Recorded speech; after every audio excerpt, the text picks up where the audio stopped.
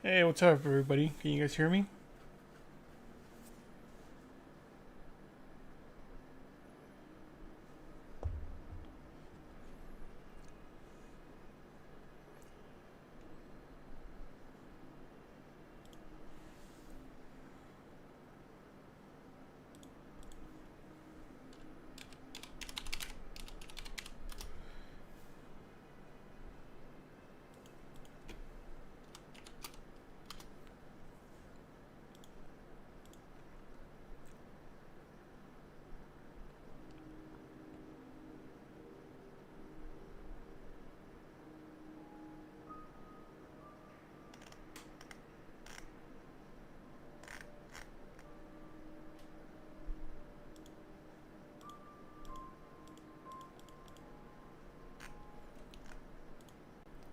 Hey, how's it going, Alex? Thanks for confirming that Facebook is working.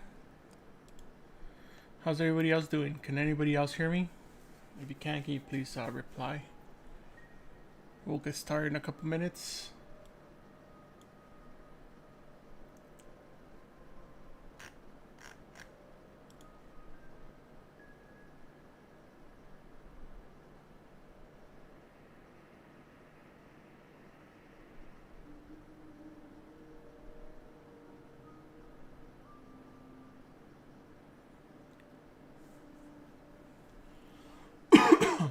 Oh, thanks, man.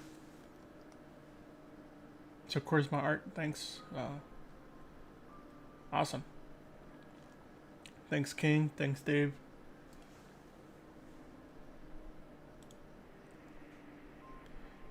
Awesome. Yeah, I have some music on, so hopefully you can hear that as well.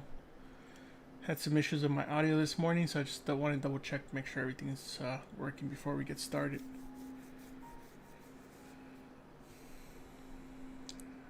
Post some links for you guys meanwhile while you wait.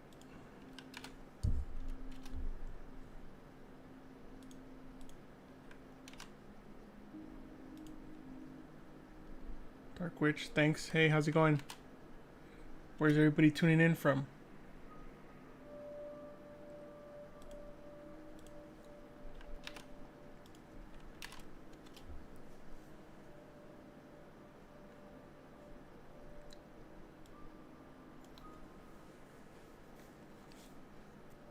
Texas. Hey, what's up?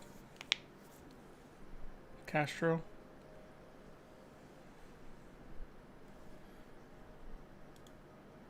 Nice. So let me share my screen, and then we can start talking about what we're gonna work on today. I'm gonna try to wrap up this Mandrake, so we can move on to something else, which is nice because we were able to actually get it done in like 2 sessions, like last session and this one. Let me switch. Ghana. Wow, nice. Thanks for joining. NYC. Yeah, nice. Alright, so this is my website, magvfx.com. If you guys want to check out some of my work, some of my past CG work. There's also, if you guys want to download my UI, it should be updated soon, so download it now, so when I update, it was just sending an email saying that it's good to go, and that includes the shaders and some of the brush and the layout. It's meant for a left-handed person, so if you're right-handed, just switch over to the opposite side. But it should be pretty easy for you guys to do that. You guys can check out my Instagram. Some of the stuff that I work on here on the stream, and some of the stuff that I just work on for fun. So feel free to check that out. Today we're gonna be working on our little character we started last time, which is a little Mandrake.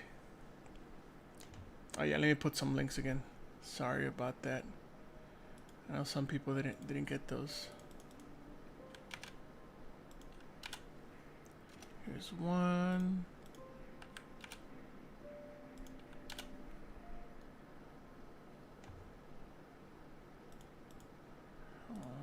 Here's the other one. Yeah, good day for some 3D fun, right?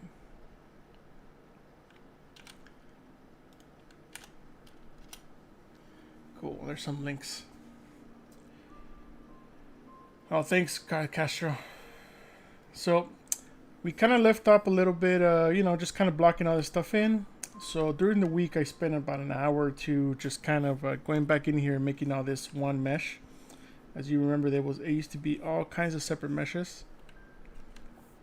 So now it's all one, so that I can sculpt and do a little more fine detail on this stuff.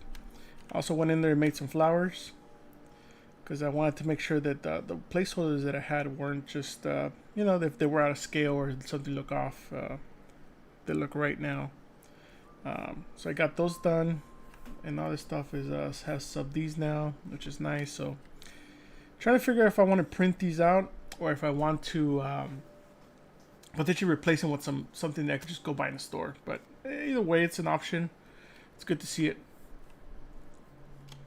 Oh, awesome. Thanks. Appreciate it. Afternoon there, huh? Colombia. Hey, how you go? So one thing I did, now that this is all fused together and all good, let's switch over to this subtool. I started going in detail. So we started going... Excuse me. Just trying to figure out detail and layers, right? Like the direction of the detail, which way some of these roots would grow. Just kind of overall on everything, you know, because everything's kind of growing organically. So that's like one layer, which we're probably going to refine today. And then there was a duplicate layer of that, which I started doing some inflation on. So it started inflating to give some of this stuff a little volume. One thing I noticed looking at some of my references that I'll show you guys right now, if you guys care to see those, just kind of looking at different things like carrots, you know, the way that all this detail is. It's all kind of, you know, there's some bulges and stuff like that. So that's the kind of stuff I want to add. But there's also like this stuff here with a little bit more noise and a lot more lines. But the more I look into these details, the more I find sometimes they're maybe going the opposite direction, you know, like the way these guys are growing, they're actually growing outwards, like layers, like trees, you know, so I'm thinking of adding some of that to kind of help the realism on this. What do you guys think so far? So that's a few layers that I added, right? So those are we're probably gonna come back and tweak some of these guys. And here's another layer of detail to kind of give it an overall, you know, just make it look, let me see if something like this might make it look better. And I can show you guys how I base all this stuff out. It's pretty simple. It's just a little bit time consuming, but I went through the whole thing and I kind of added some of those details. Sometimes some of these other shaders make it look much better. Let's see which one works better. This one's okay. You know, so kind of did that, and then I did a couple more things, just kind of refining overall. And you kind of see when I turn these guys on and off, like what they're doing to the intensity of this stuff. Some of this stuff I did some more inflation on, and then to get some of that shapes to overlap a little nicer, added some more face detail, just kind of refining some of those landmarks. And this one was just, I was playing around with the idea of like, if I wanted to blend those guys in, if I added more nubs, more little nub things, the kind of deformations that are happening here. But I keep or remove that. That's the nice thing about this stuff, right? I also took it into Substance to do a quick test. So this kind of was looking at Substance, right? Just not too bad. I think it's working overall. What do you guys think? It's just a quick mock-up to see what this might start looking like if I were to start painting it. No, I tend to render and test all this stuff in either Substance or Substance or Keyshot, depending on the amount of time and what I'm gonna do with this. But yeah, this kind of, I didn't worry about the leaves. I just wanted to play something green since those guys are kind of green, right? But just to get some details and see what's happening right here. Like, is this working? Is it not working? One thing that I wanted to do with the teeth is make them a little more metal-like so they could pop with the eyes. You know, so if you were to look at it, they kind of, oh, thank you, kind of start showing up more, and they don't blend into the rest of this stuff.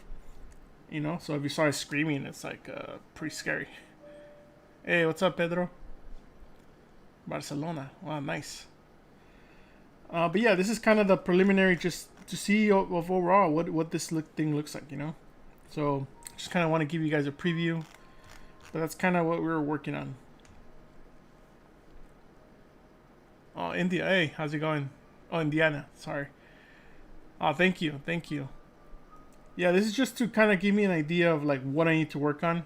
But if you see, like, I started seeing that some of these guys overlap, and I'm like, okay, we got to add some of that. So we're going to probably tweak some of that today just to make it feel a little more concise. Even this looks okay, but I feel like some of these guys, if they overlapped instead of being kind of cut in, might help the overall look.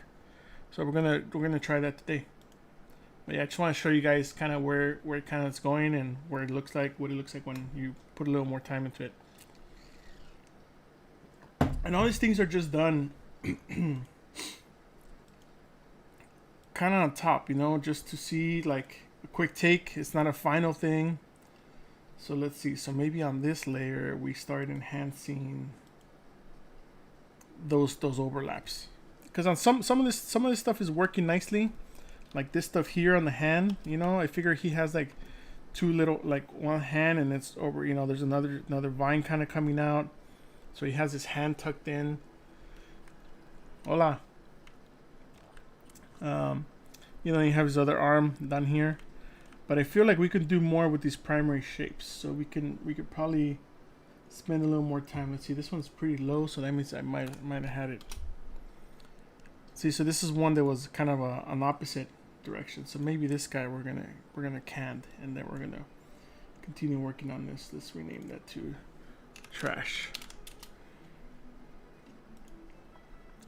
So this build-up one is looking pretty good. So maybe this is where we start playing around with that detail. And then we have the small detail, which is great. But this detail, I think, is not part of that detail that I was just talking about. This is more like to break up these bigger shapes. So let's see. Let's make a new layer.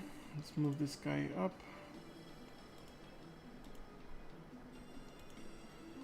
So we know that everything about small detail needs to be turned on. So let's see. So one thing that I was doing was, you know, kind of using just this guy to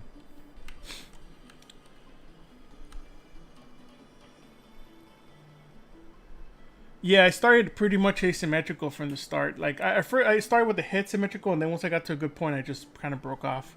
And because of the nature of this character, it's kind of hard to kind of make them symmetrical, right? Because everything is kind of organic, and in order to make it look more organic, you kind of need to start breaking it up at a really early stage. But you know, that's one thing not to be scared of, and just move on with it and put some time into the asymmetry. So one thing that helped me a lot was doing masking for this stuff. You know, I kind of just did a whole bunch of strokes. You know, kind of like, oh, let's turn that layer on real quick. Didn't turn it on. Oh, I love this when this happens. Let's just make a new document when that happens. So let's hide everything else but that guy. So let's say I wanted to enhance some of these guys, right?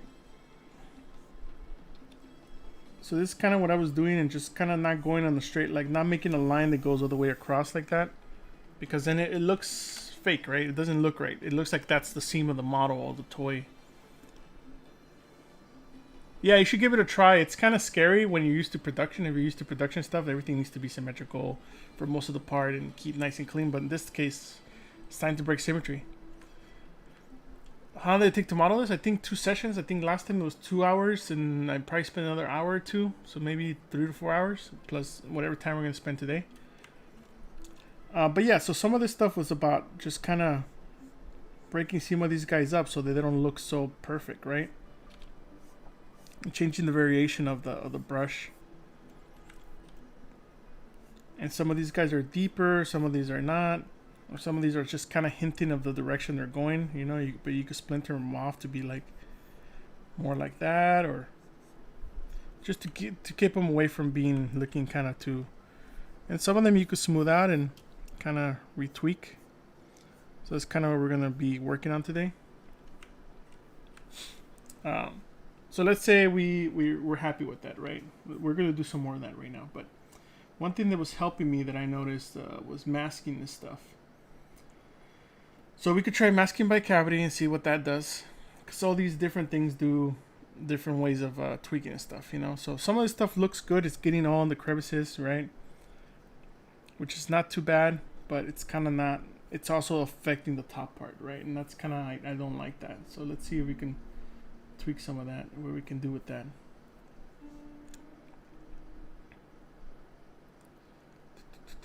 There you go. So now we're starting to get less and less of the, we're just getting the all the stuff that's really digged in there. Not the stuff that's like not working. Let's see. So that's kind of the stuff we want, because that's the stuff that I want to kind of grab and pull so it looks overlapped instead of just cut in. Let's see.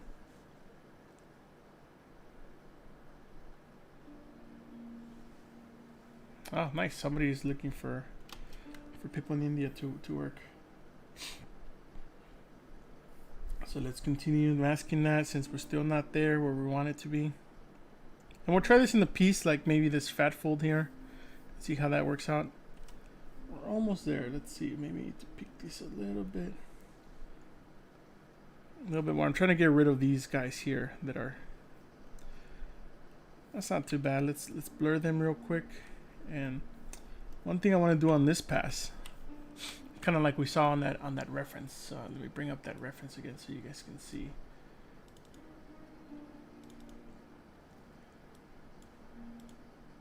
Yeah, this is like the stuff that I kind of want to mimic, you know. So you see, it's kind of sticking out, and it's not really just a cut, right? I think on the carrots it is. On the carrots, it feels more like just a cut with a bulge on it. But I think a combination of both of those would kind of work nicely. So we'll try that out. Everybody okay? Everybody have any questions so far? So one thing I wanted to do with that is, let's see, maybe we need to keep our sharper mask. And change our opacity or intensity down to like 10.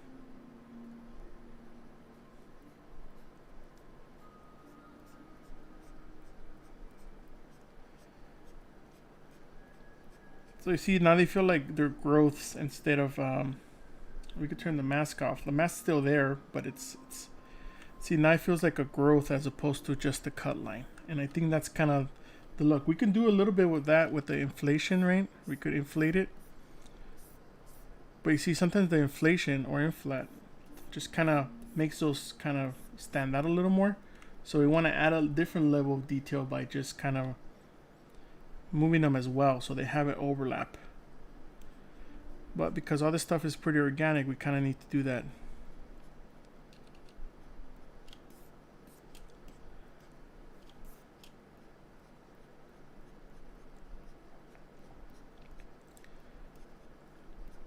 Some of this stuff is kind of manual work. So, you know, it might take a little bit of time, but we don't need to do it everywhere. We just need to do it in some big areas.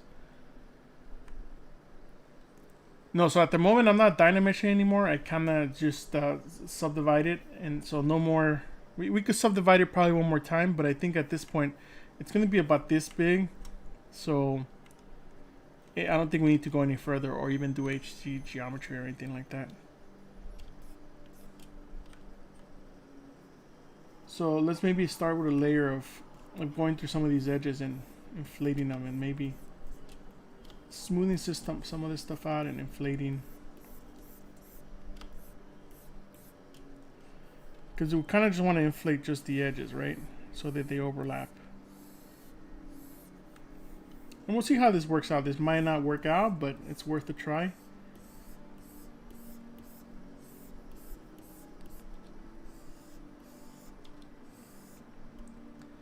Because it gets kind of crunchy in there. And if that doesn't work, that's fine. We're just we put in the layer, we're trying it out, and if move on, we could try a different technique.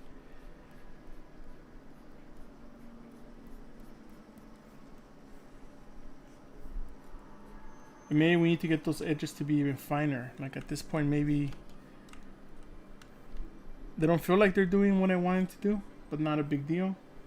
Maybe we could go in there and That's a nice thing about this history thing, right? We can just go back to a previous state. Give it a second. But yeah, so we're just kind of refining the detail today. Hey, what's up, Tan? So sometimes, see how this took kind of a while, right? So maybe sometimes it's better to just delete the layer. Let's make another layer. We're calling that one EXT, so we know that it's more of an extrusion. So we can go back and refine our mask. So I think our mask is too wide.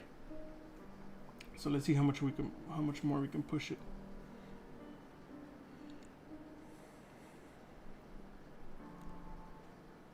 I think even more than this, almost all the way to the edge. Because maybe then from there we could just use the inflate and get it going. Also, if it becomes too sharp and jaggedy, we could hit it one time with blur. And let's see what we can do with this.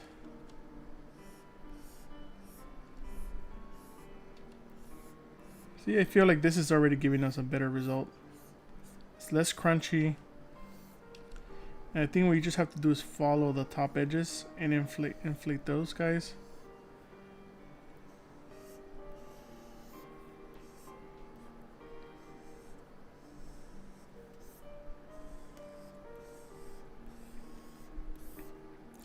I know it's like very subtle, but I think it will make a difference between making it look so flat to what we have now.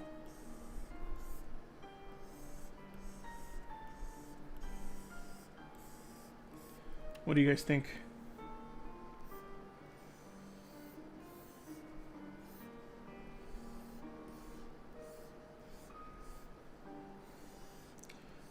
Just want to give those edges a little more volume, and not maybe not all of them, just the majority of them, you know.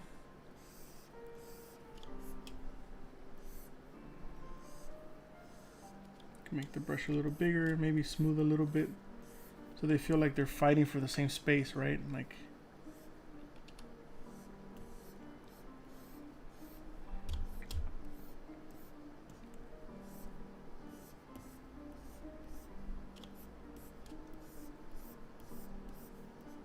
Change the shader, see if we can.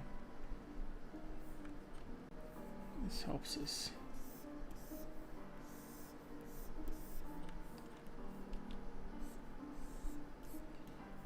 And just so things don't look just like you just went in there and cut.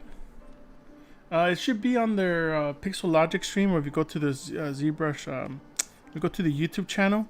I'll post a link to my specific library, so you guys can check out where we started. Let me do that now.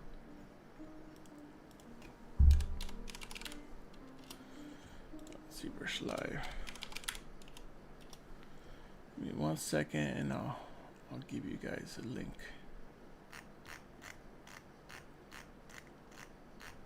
There's so many good streamers out there, so yeah, you can check out this link.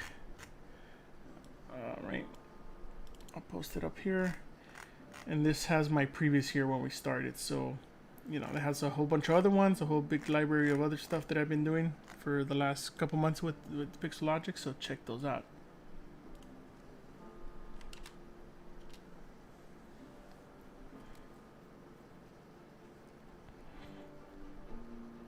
My ex-mother-in-law. I know what you mean.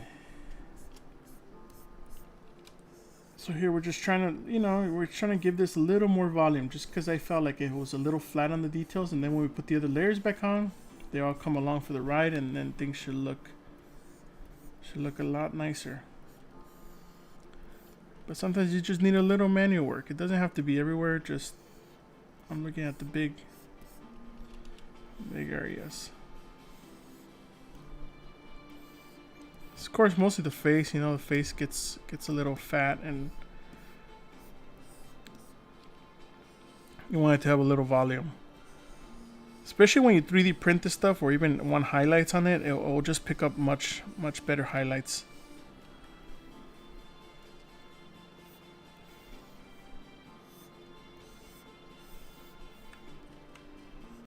So let's do a comparison with on and off so you guys can see what's happening. Let's see.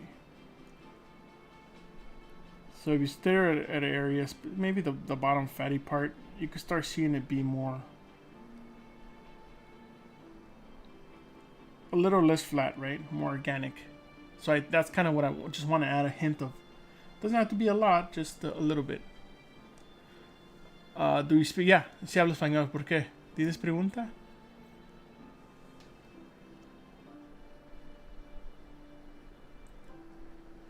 Sorry, I'm just reading some of the questions to answer you guys.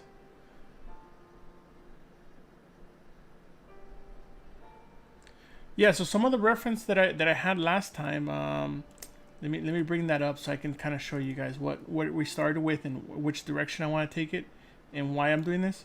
So I was watching a lot of Harry Potter movies. So I watched all the Harry Potter movies with my daughter, and we noticed there was this Mandrake, right? And I was like, she seemed pretty cool about it. She's 5. And I'll go, maybe I could make you one. And she's like, yeah, pretty cool. So I was like, all right, maybe in the stream I'll start. But of course, I didn't want to copy this design. There's some things I didn't like about this design. But I wanted to collect the reference just to make sure that I don't go too towards it or too away from it. So some of the stuff that I was looking at was some of this, and that's what we added to ours, right? Like the asymmetry, one leg bigger than the other. And looking at different artistic representations, even if they're very different than what I'm doing. Just to see what people have done, and, what if I added moss to mine to give it another layer of complexity. But if I'm going to print it out and have it be a physical thing, maybe I just add that with flocking, Like I flock some material on there. And I did a little bit of research, like how much roots there is and what kind of nice leaves there is, and just kind of looking at like real things to kind of inspire me. And of course the crying baby face, because I want him to have like a gross face. They scream when you take them out and when you pick them up. So that's kind of the thought process behind what we're doing right now. Does that kind of help you?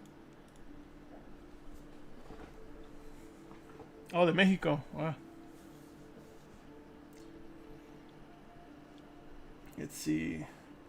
The apology is pretty important. In this case, I just remeshed it. I didn't bother because I don't want to spend a whole day retopologizing when this is only going to be used for 3D printing.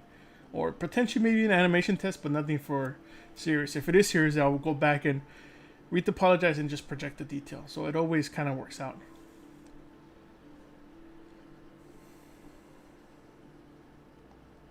Bulgaria, wow. Oh, está bien en español, sí puedo leer también en español.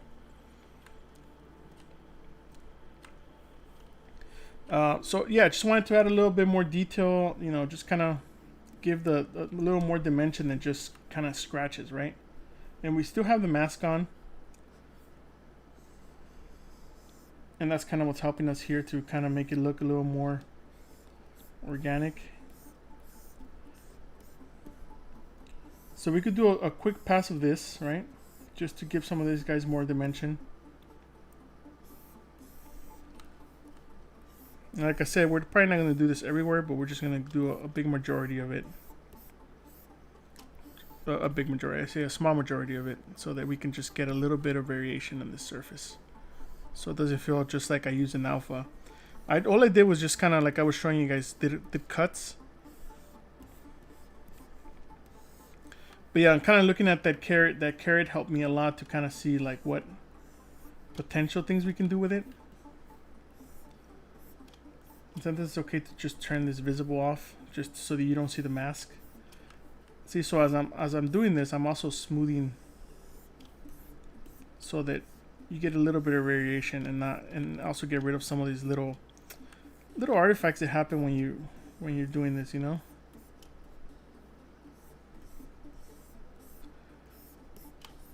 So we just get a little bit of hint of some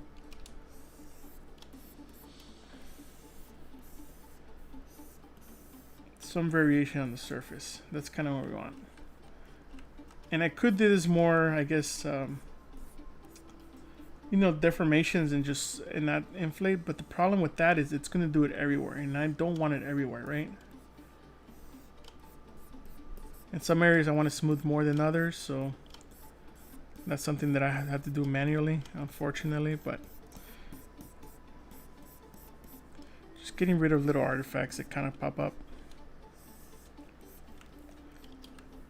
So you kind of see this from a distance, right? So if I would turn it off, you can see what it's doing to the highlights, right? It's giving it more of a gross organic look, right? And in some cases, like if it's becoming too like here, right? Like you could tell, I could start smoothing that out so that it blends off. That kind of makes sense? Oh, thanks, man. From Brazil. Nice. Let's see.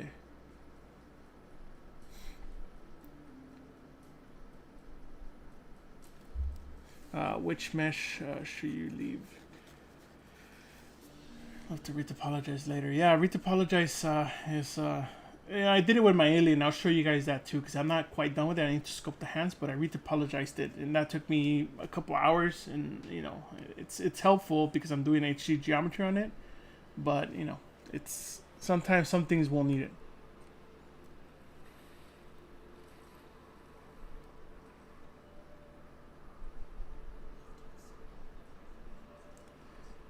So how do you export the UV maps? Like from the substance or the aquí, the like ZBrush displacement normal maps.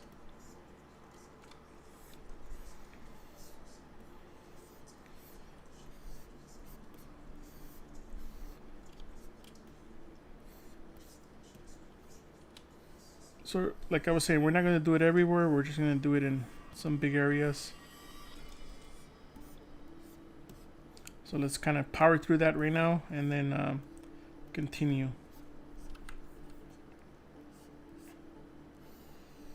Nope.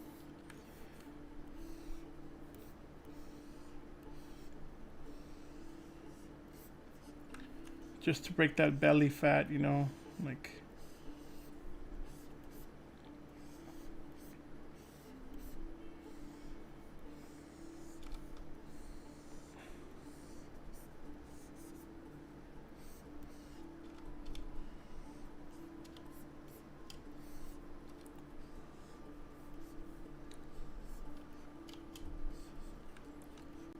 see.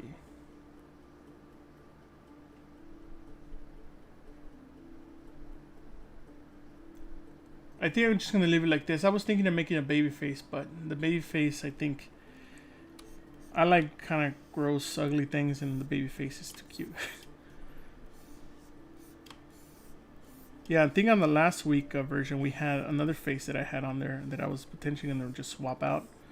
But in this case, you know, one thing that I think I was telling you guys in the last couple of streams, sometimes I get bored quickly. So if I don't finish this soon, I'll probably leave it and it'll just disappear into my hard drive that nobody will ever see. So if I can finish this in 2 or 3 streams or 2 streams and then finish it off afterwards and show you guys the result, then I'd rather do that. Let's see.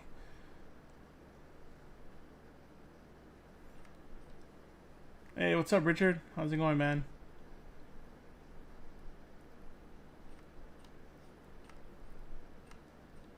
Let's see.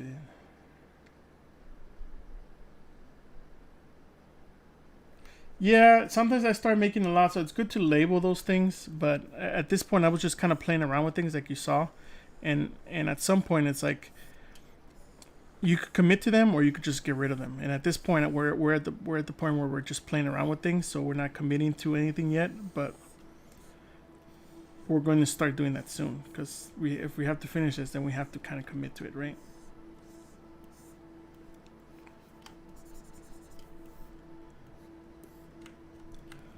So let's do a little bit more on the arm and then a little bit on the back, and then we should say we're calling that done, so we can move on to something else, to like other details, maybe enhancing the face a little bit, or and then smoothing some of this stuff out that's kind of happening now. So it's like a 2-step operation, right? We kind of do a little bit of bulging, and then we're going to go back and clean up with smooth, and then maybe refine some of these guys or terminate them sooner. or push them in as well. It's not just, it goes both ways. So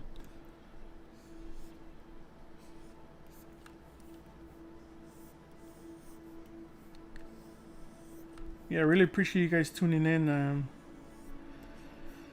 I'm kind of thinking of doing this weekly now instead of bi-weekly. So if you guys are digging it, I might think of doing that.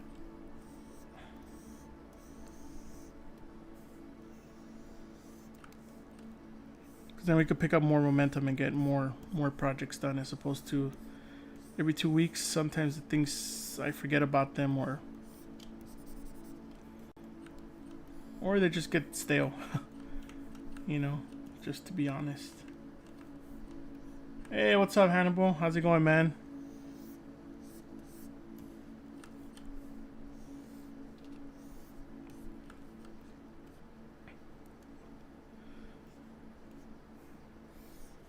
That's a good thing too. Sometimes you just block some of this stuff out to see where it's gonna end up. And I don't want to spend like so much time on top when it's mostly covered with stuff, right? So let's see. So we're gonna refine some of these guys, and then we're gonna turn all the other layers on and see what's happening with the layers. Hannibal, I hope you've been working with layers, man. we're kind of doing a little bit of layer work today, so.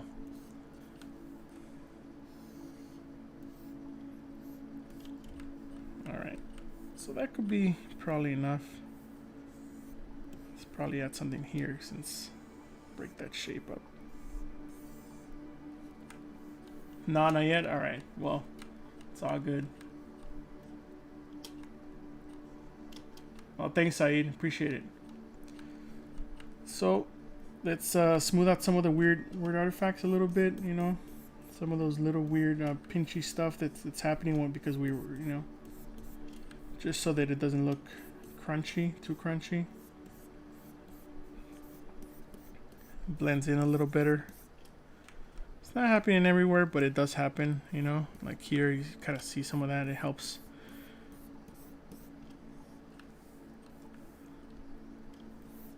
Especially back here. I think back here is a nice... helps it feel.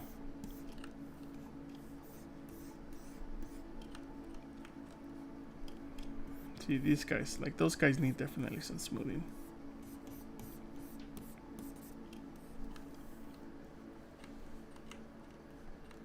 See, sorry. When I use for sketching, I use a knife and I use a damp standard. So I use both of those guys. Those were my main kind of cutters, you know, like what I was showing earlier.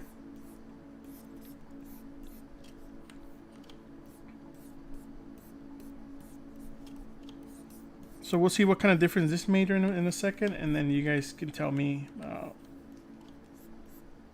you guys think. Especially with this red highlights, you could definitely see. Just smooth out some of the stuff that I think is going to be a problem. Alright, so let's see before and after real quick. Actually, before and after, let's actually save. I know it's done a lot of... It's probably like 30 minutes of work or 20 minutes of work, but you don't want to lose that, right? Yeah, streaming every day would be amazing, but unfortunately I have a real job. Let's see.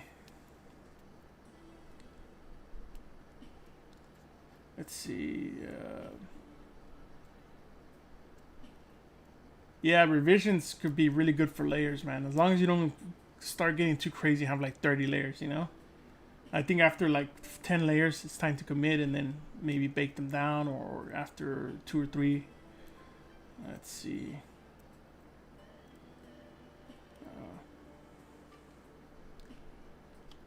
All right, let's see. So now let's turn this off and on. See, it definitely adds to that organicness, right? Now it doesn't feel so flat, and now those highlights are kind of breaking up. Some stuff feels like it's pushing out. So let's move this guy up so that we know it has to go before detail, right? So let's see, small detail. There we go. So now we're to add our detail. Even with that, let's pick it. Let's zoom in a little bit and turn it on and off.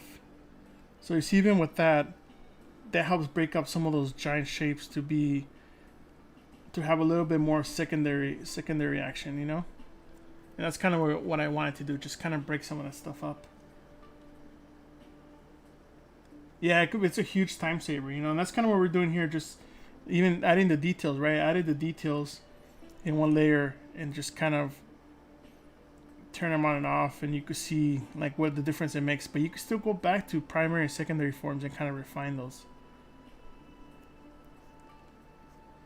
So that's not too bad. I think that's looking pretty good. We have some more breakup. Let's see what else we can do. This is the one that was the opposite, right? So this was like really small, 0.2.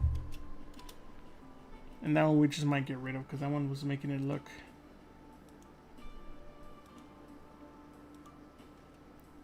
It gives us an extra layer of breakup, but I'm not sure if I really like the way it's breaking up. And for that one, I was looking at a different root, right? I was looking at these other roots that I had on reference. Let me see if I can find them for you guys. I was looking at these guys, and I felt like that was giving me a bit of that look. But it could be like they're too dead. I think that could be the problem. Yeah.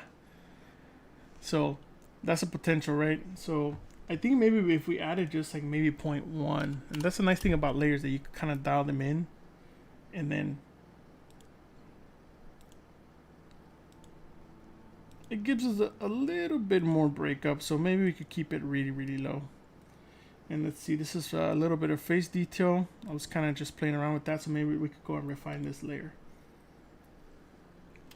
And sometimes it's okay to go and turn off all the details to see. Like this, I was just adding more lip detail, right? With damp standard. Just kind of, wrong layer, face detail. Turn that one off. Sometimes when you switch layers, you need to remember that it turns one off and on. So just kind of in this case, where we can go and define more detail in different areas. Let's see, somebody had a question.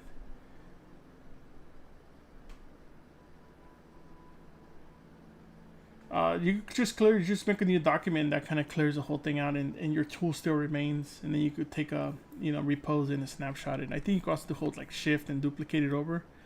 I usually don't tend to do that because I want like the canvas to be the maximum, but it's up to you. So here I just feel need to refine some of this stuff.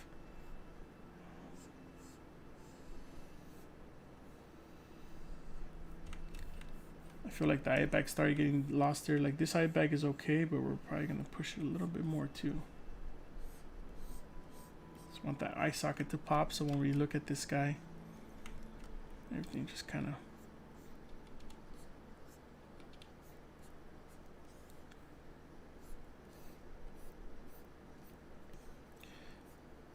So here I start adding some wrinkle direction too.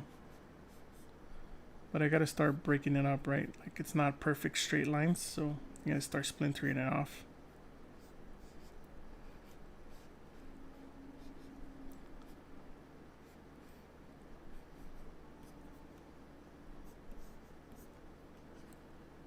Does that kind of make sense? Control and yeah, that's not shift. Sorry about that. Shift, I think, is for duplicating your self unmask tool. Thanks.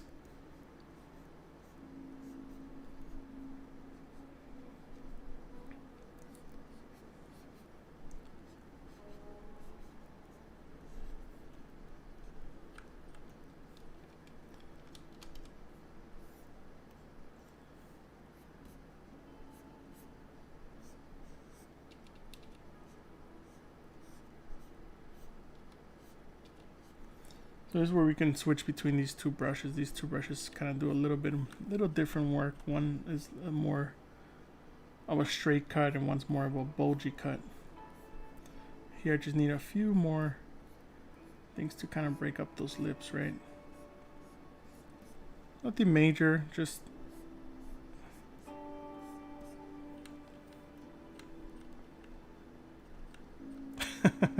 yeah, I know all these people, all these librarians look so mean, right? And that's kind of what we're going for, just kind of making this guy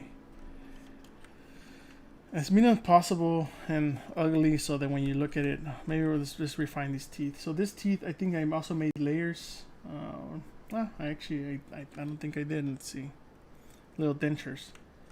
So let's refine some of these guys so that we know that these are more teeth, and also remove some of that detail so they're more.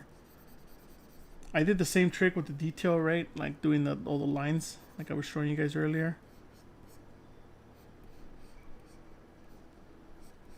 But because this guy's some weird dirt thing, it doesn't matter. He has like really weird, really weird teeth. He doesn't really can't go to the dentist. So let's give him some sharp angles.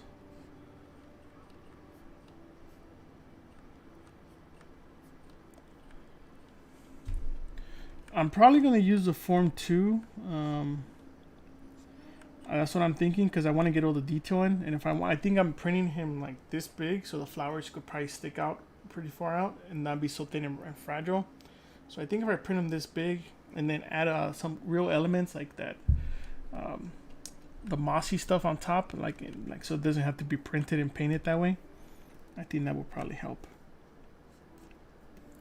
I'm not sure. I'm thinking of either putting him in a jar, or kind of like, oh, we caught him and he's a specimen that we just have type of deal, or if I should so here I'm just trying to make these plainer so that they kind of stand out away from the blobby stuff, right? So they don't feel like, those are teeth. They're not just whatever. I think we could probably make a tongue for him too, because he needs a little tongue to scream, right?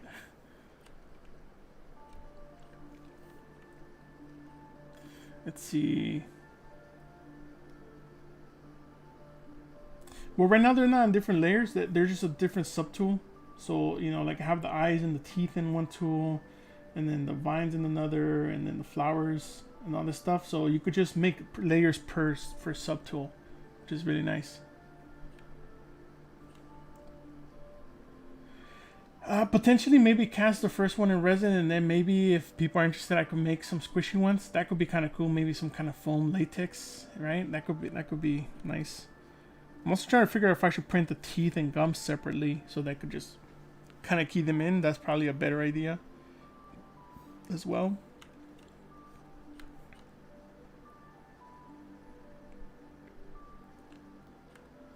So looking at this, I feel like some of these vines need just a little more detail, but we'll go back to those guys in a minute. But yeah, I think I thought I had layers on this, but I guess I didn't. Not a big deal. I just put the little cornea bulge so you can kind of see which direction he's looking at. Maybe we could blend. Let's go to that layer, face detail.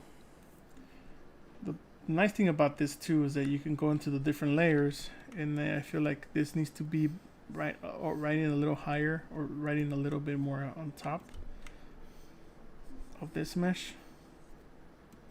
So let's maybe push that out a little bit.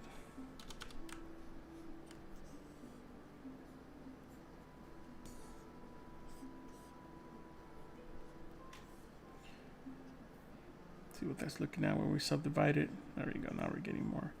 So this one might need a little bit of.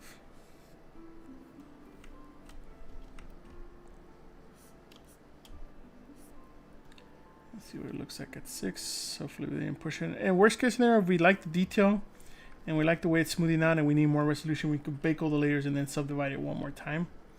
That's a possibility as well. So we're flexible. Let's see. Right now it's just geometry, not Dynamesh anymore.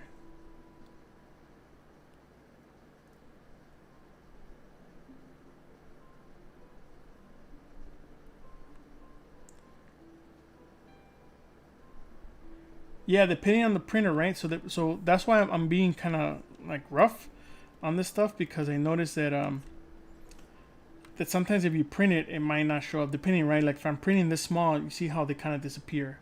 So you have to think about how big that you're gonna print this, right? If I'm gonna print it this big, you can still see them showing up here, and even if we put the details back on, those details help break some of that stuff up, you know.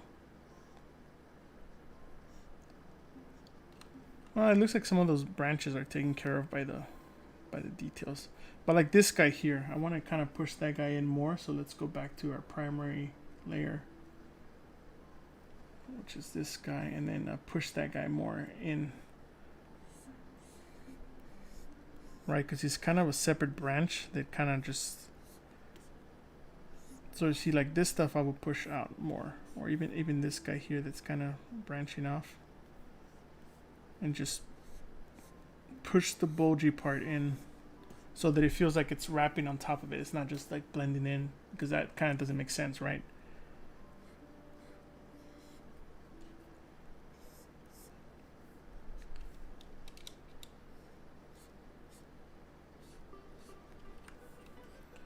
So we could do that to some of these guys. Like this one kind of blended in.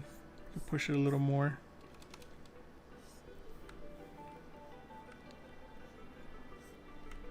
And wherever it gets lost, like maybe some of these guys are getting lost a little bit too. So we wanted to make sure it feels like it's a separate piece. And some of these are growths, so some of them could be part of the same thing, right? But some of them we want to make sure they feel like they're a separate piece, like these guys here. So you can see that me pushing just on damp standard now makes them feel like they're more 3D, right?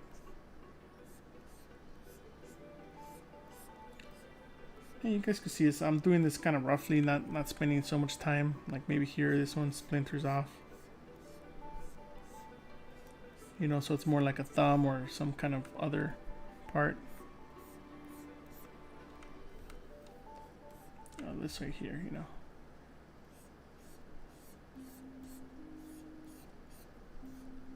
See, so now they feel a little more separated out. Even here, like right, maybe there's like a growth happening there.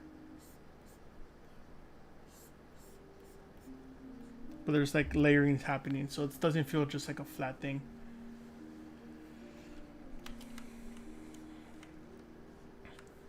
And you could, depends on the pieces, right? Sometimes you want it to look like it's blended, sometimes you want it to feel like it's a separate piece. So that's what we could do with this refining pass. If something doesn't feel right, you can kind of help elevate it, because that's when we're going to see that in the print, right?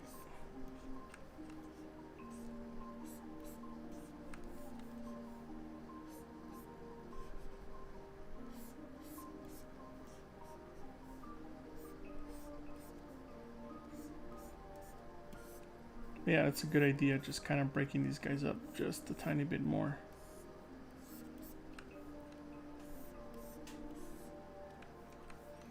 Then when you see it from this far, you could tell they were separate pieces, you know?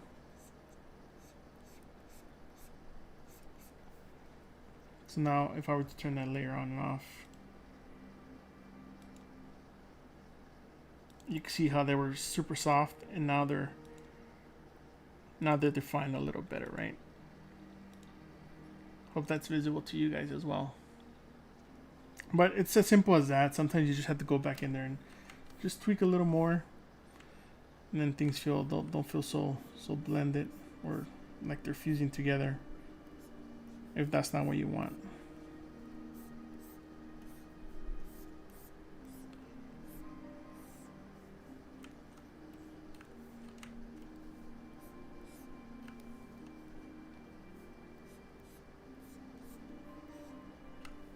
So the nice thing is that you just kind of go back and forth between your original stuff and the new stuff you're doing, and just kind of add a layer to kind of help it enhance some of this stuff, so it catches shadows a little nicer.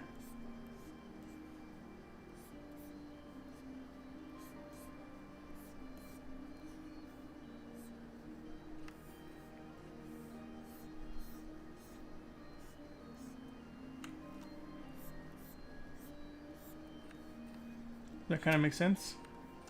Do you guys have any questions? If you guys do, let me know.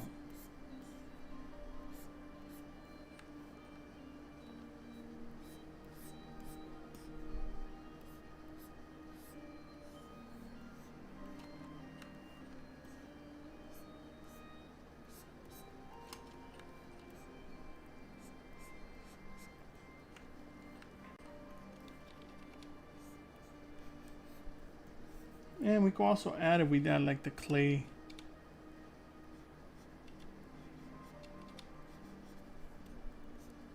Right, so we add some clay to kind of make some of these guys blend and have them splinter off. And then also use the same technique to kind of help them get like a little peak.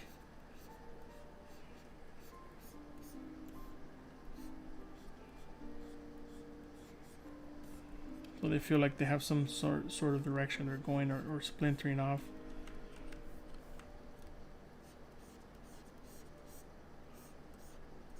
So in this case, if we want this to feel like it's not part of this piece,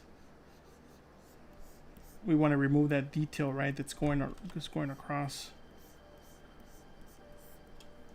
and give it its own detail, so that it feels like it's growing on top, not at the same level.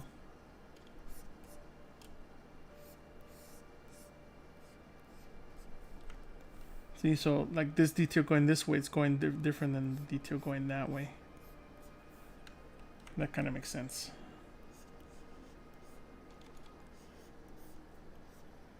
Just do a little bit more breakup. But yeah, so let's see. Let's make a little tongue for this guy and then move on. But so far, are you guys enjoying this little Mandrake guy? I think I might do some more Harry Potter inspired things. So if you guys are digging this, we'll do some more. Also get back to our masks. I still have to print out the last 2 or 3 masks that we made. So let's see, what else can we add to this guy. So he has most of his detail almost done. So let's add a little bit. Let's add a sphere. So I always add a sphere. That's my main move. That's my main thing, right? Add a sphere, and then from there we can shape the tongue.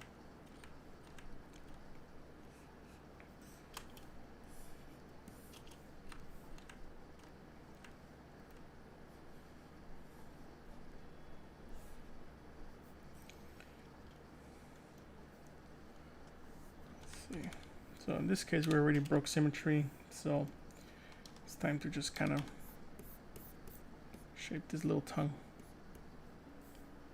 Let's see, flat.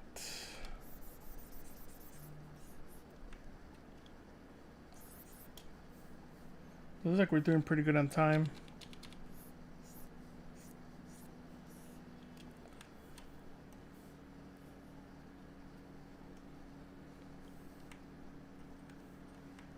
Oh, awesome. Thank you. Appreciate you digging that. I love the feedback because it helps me also figure out if this is cool or not, you know? Some people will be like, this is so lame or whatever, you know? But I just do it for fun, you know?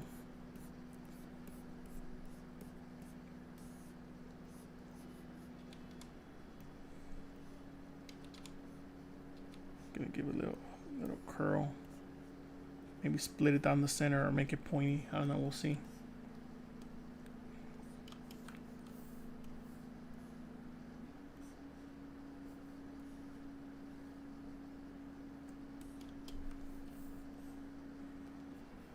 See, I feel now we have to push that mouth pocket a little more in. It's just showing up way too much. Like, it feels like it just dies right there, right? So if we give him a little bit of a throat, which is probably not going to be fun for casting and molding, but not a big deal. We'll just try to keep it minimal. So we're going to do that in the layer.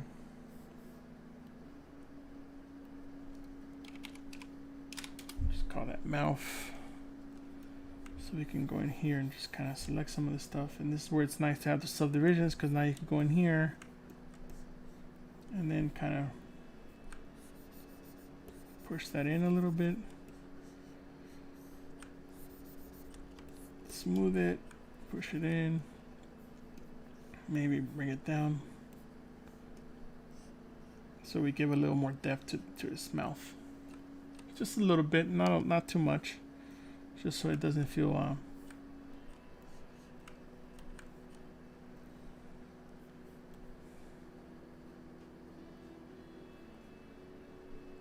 make sure it doesn't penetrate his teeth. Maybe he has a wider tongue. Right, once you put shadows on this stuff too, you gotta also think about that. Like, what is that gonna render like? See, all those stuff inside of the mouth kind of disappears. But we can also detail some of that stuff before we continue. Let's go back to our subdivisions. And then from there we can do a kind of a big pattern on this. Right, we're like some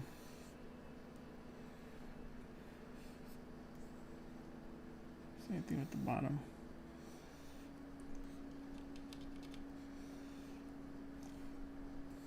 Just so there's some detail in there. You know, a little bit of a roof of a mouth. Let's see. Maybe do a little bit of inflating there so that there's layers happening inside as well.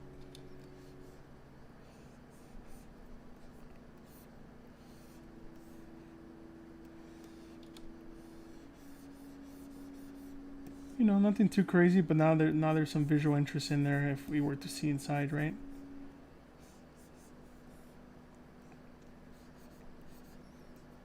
So it's a little bit of pushing in and pushing out.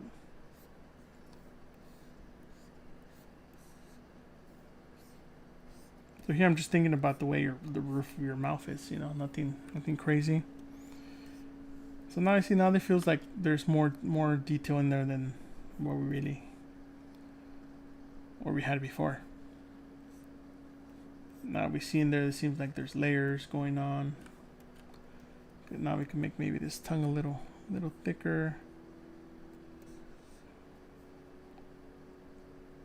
And it could be all the way inside the mouth. It doesn't have to be sticking out. Maybe it's a little pointy. Let's make it a little pointy.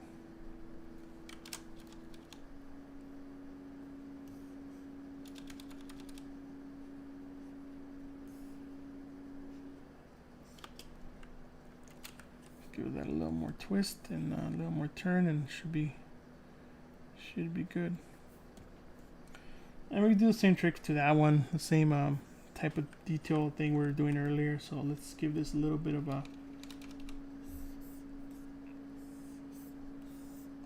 roundness, right? Doesn't have to be perfect because he's a little monster. So what I was doing earlier was using the spray, using the damp standard. And actually it wasn't the spray, it was I think it was freehand. And then the one with the lines, which is Alpha 58.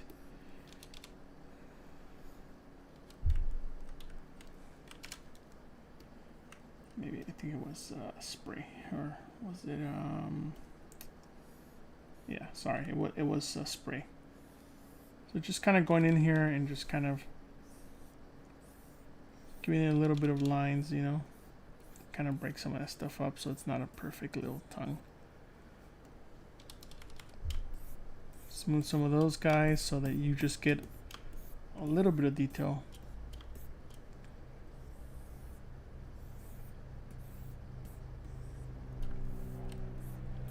Even though we might see the bottom, I just did a quick pass, right? So now if we're looking inside the mouth, there's some detail in there. It's not so plain. Let's see what's going on with the music. Oh, thanks for the UI. Yeah, I like the red. Well, thanks. Yeah, this is it gives it a little bit of character, right? If you didn't have a tongue in there, it'll just look kind of plain and like, what happened? How's he gonna chew his stuff? You know. So I'm not sure about those little nubs. Feel like the more I look at them, the less I like them. So maybe we're gonna get rid of those guys. See, I think it's, yeah, those nubs are not doing it for me. Maybe we could put some other type of detail up there, but not those nubs. So let's go do something with them.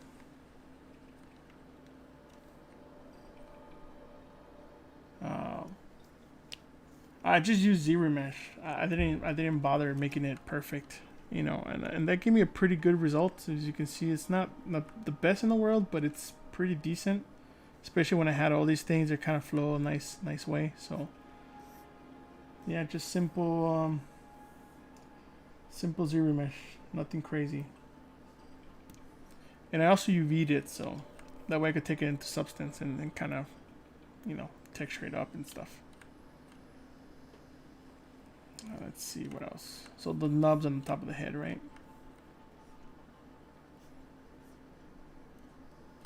Yeah, I feel like it feels much better without those. But maybe got some more detail to him. Let's see, maybe part of the, before we added the small detail.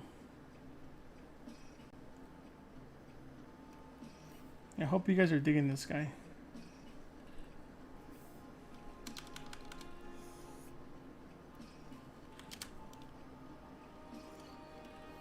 Let's see.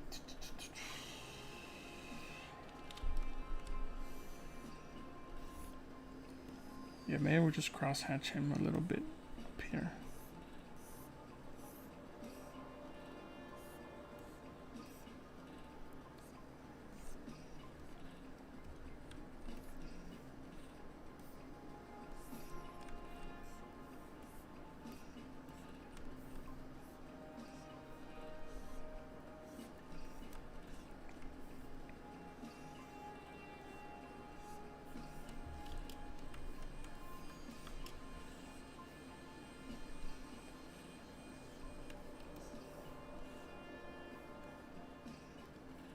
Just add a little more detail there. I think that's probably gonna work better without the nubs.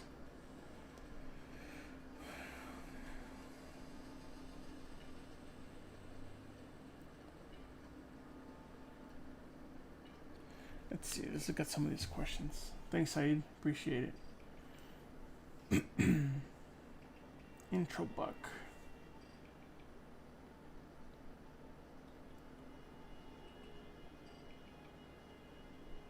Yeah, I would do it manually because then you have the better control, especially with something with these tendrils type of thing. You kind of want to make sure you maximize, you optimize the resolution on the tubes, right? Like how you're gonna redo it. I think that's pretty important. So I would just do it manually if I were gonna do this for production. And also, like, these would probably be in the actual individual arms that kind of come in and out, not blended like this. Because then if they need to move some other direction or they need to kind of like stay together, it's easier for you to adjust them like tubes, or like if it was like an octopus together as opposed to one piece. Because sometimes maybe one of them kind of scratches his chin and the other one stays down or something like that, Oh, thank you, Maritza.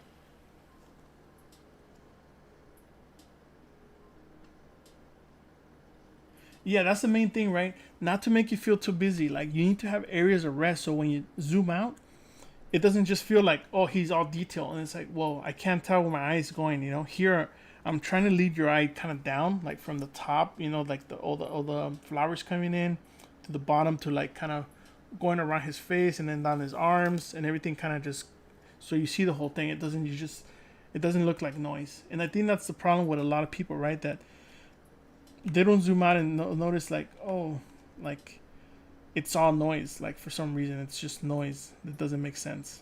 I'm trying to, and that's what I was trying to do with the kind of that secondary layer we started with, which is this guy. I think we're like, sure, this could pass, but how can we make it even more visually interesting to give it a little bit more breakup when we put a speck on this or when we light it, I think that's like the whole idea behind it. But I'm glad you see that. That's great. And you're digging that. Awesome. Yeah, thanks. You just export an FBX, and that's kind of it. We can probably do that. Let me just lower the resolution to this. But if those are the kind of things you guys are interested in, I could potentially a lot of this stuff, since it's Substance, it's not ZBrush related. I can probably cover in my other stream. Let me just save this real quick before, because you never know when this stuff crashes.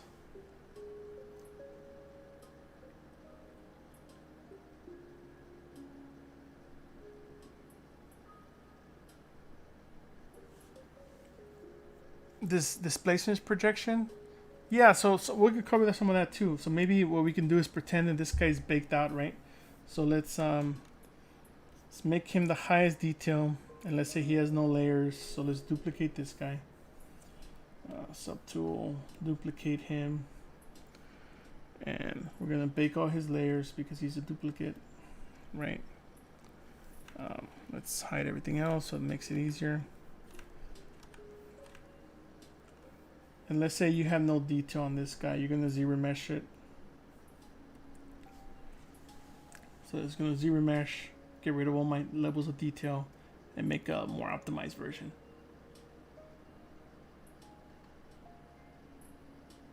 I prefer the Maya. I used to be a Topogun fan, and then once Topogun kind of didn't do any updates, I decided to move on to the Maya one where it got better and better.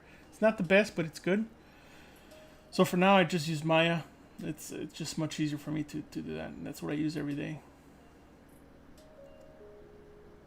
Creating a fly. It could be, right? He turned into a fly.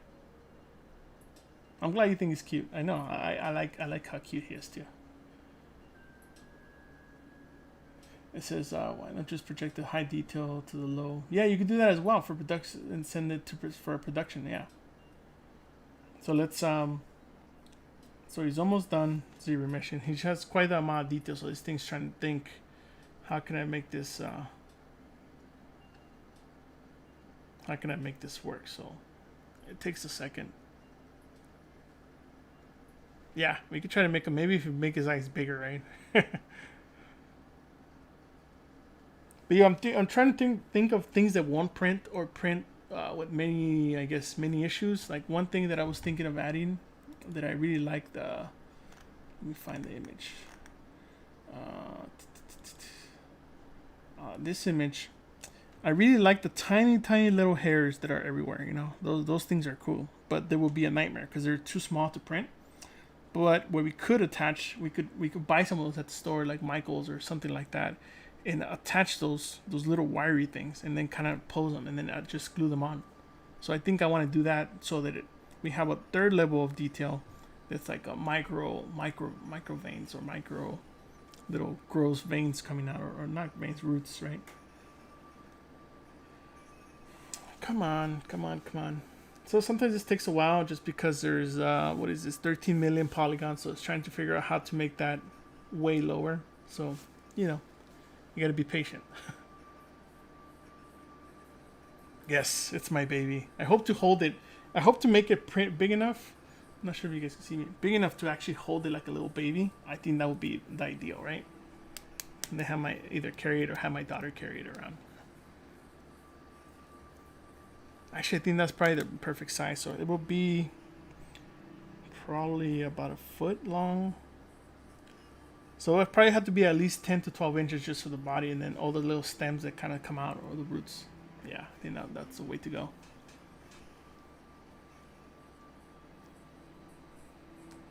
No, I don't think so. I will. It's great for rocks or generic things that don't need to deform correctly or deform in any way. It's fine for that type of stuff, but for characters, no, because there's very specific loops you would need for facial animation and that type of stuff that we're not getting with any of this stuff. Sure, you can guide some of that stuff with painting, but it's never perfect. So it's always good to maybe you could do the first pass with it as a generic ZRemesh, and then fix all the problems. Maybe the body could be that, and then the rest of the face could be by hand, and then you merge them together. But yeah, it's not ideal, but it's good enough for this stuff. It's taking a while, but we'll give it a minute. But I'm glad you guys are enjoying the stream and think this guy's cute.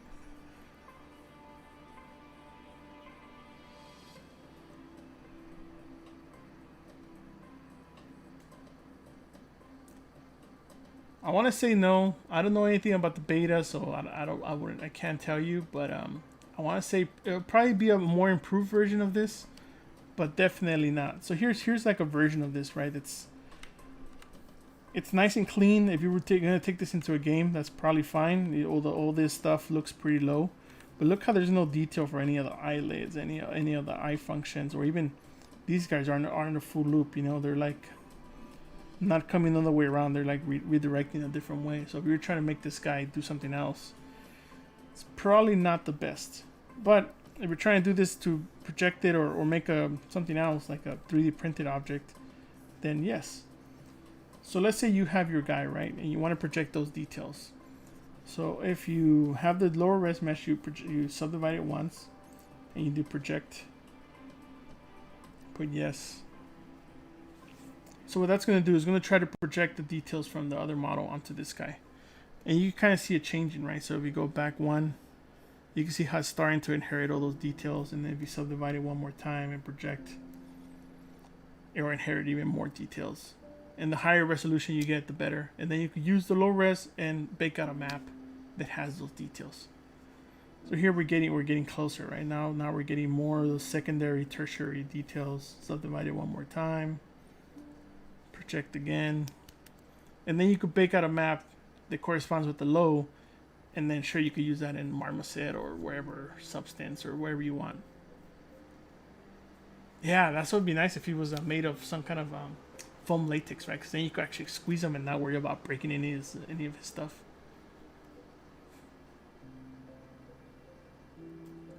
I just printed here. I have my own printer. I have like a Form 2, a Race 3D, and a couple other printers, so I just print them myself. But yeah, that's kind of the process of reprojecting the detail and again getting the displacement out of it or this normal map, and then you have to clean stuff like this that comes up. You know, it's pretty easy just to kind of go in there and smooth some of the stuff and reproject. But that's the idea if you wanted to go from something this low with a normal map or a displacement map and get all the details back. So let's get rid of that. So let's see this guy. Let's see any other questions. No, I haven't named him or her. I don't know what I would name him. Maybe I'll take some suggestions. Oh, I'm glad that helped you. Yeah, whatever, any question you guys have about the process or how you guys will take this into Substance. Like in this case, you guys were talking about taking this to Substance, right? So let's export this guy out. We're gonna export FBX. Only selected. I only want to export that guy. Sure, you could export everything else, but because we're doing this just for a test to show you guys, we'll just export selected. So let me export that to my desktop, and then let's see where's Substance. I closed it. Let me open back up. Squiggles, yes, I like that name. Let's say we shows the printed version. Yeah, I can if you guys are interested. It's like only if you guys are interested I will do this. If not, then well, there's no point, right? But if you guys are interested, that's the type of stuff you guys like seeing for sure. So let's see. Let's bring this in here. So now we have this guy. We have our little guy, right? Cool. He has no detail. So now we can potentially start baking maps for him. You know, bring in a high res model if we had one, but because in this case I don't, well, if we could decimate it and project it, we can bake these maps. This happens pretty quick. At least now we have that detail that we can start playing around materials, like smart materials and stuff like that, you know. Make them kind of dirty, so you can start playing around with that and do whatever you want.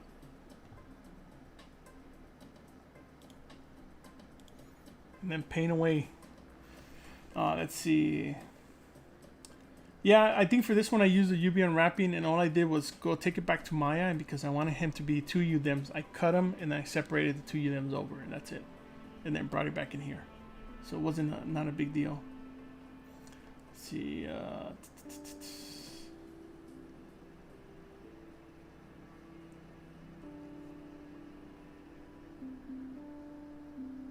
Yeah, it'd be cool to rig them up, huh?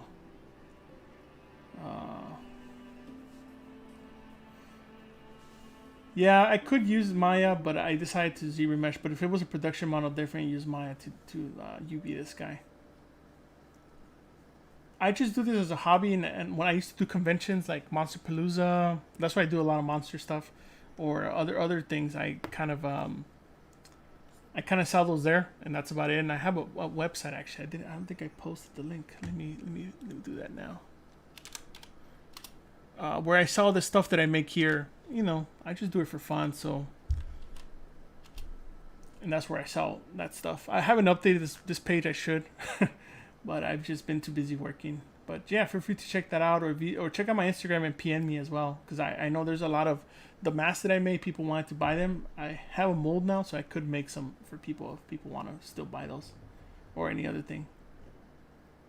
Yeah, feel free to contact me either through Instagram is probably the easiest, or my website. You feel free to check that out.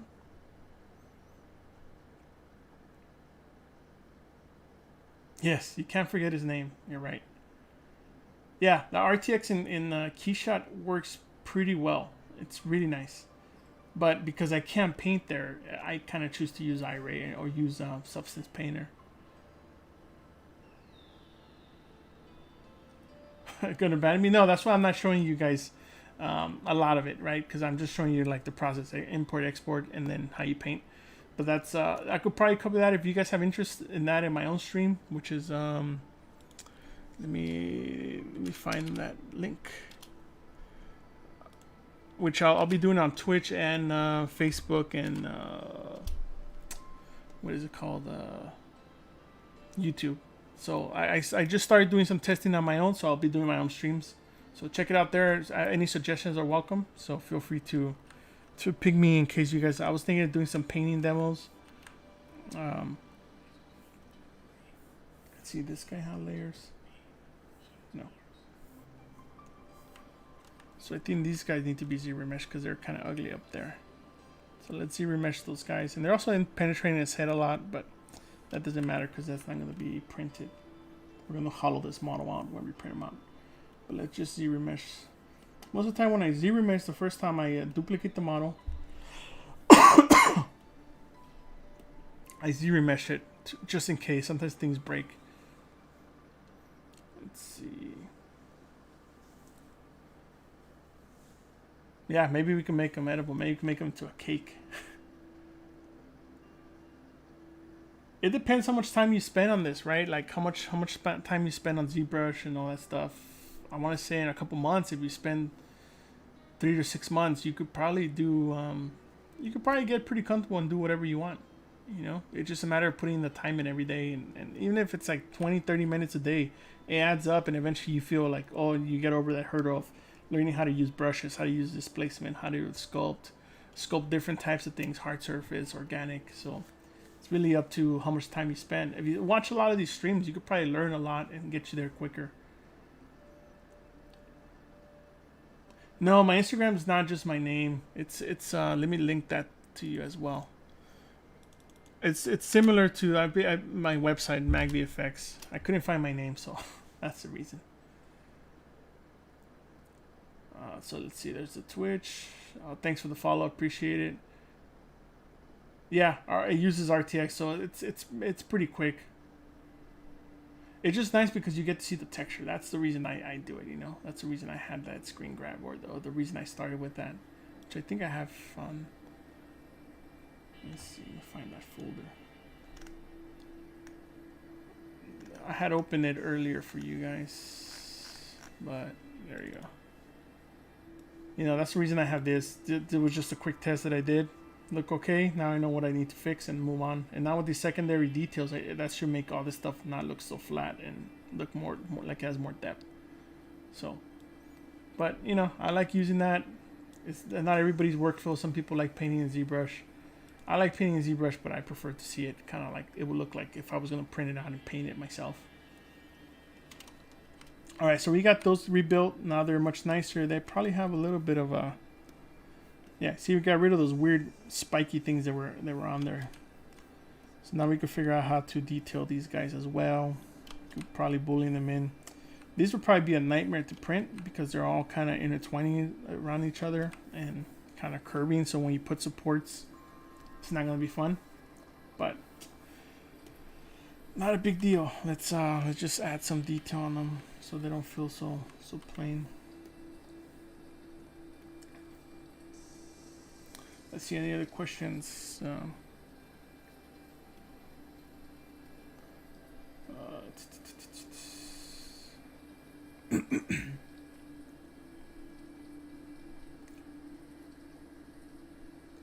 No, I'm not gonna paint them on the stream today. You know, if I'm doing any of the substance, I can't. I have to do it in my own stream.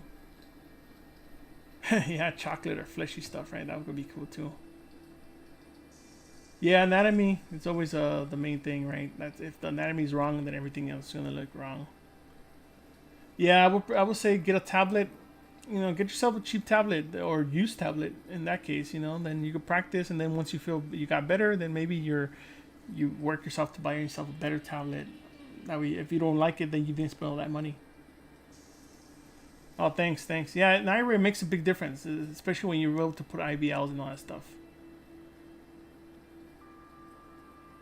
Okay, then I'll definitely do that because I'm definitely that was just my first pass at it, just bringing it in, making sure it works. So yeah.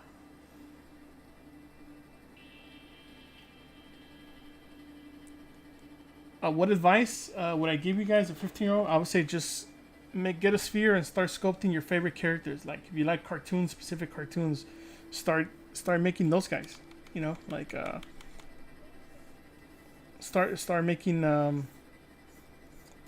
just any character you really like. You know, it doesn't have to be a cartoon, or if you see a movie or something like that, and try to copy that. You know, but learn the fundamentals of sculpting. I think that's the most important, like primary forms, secondary forms.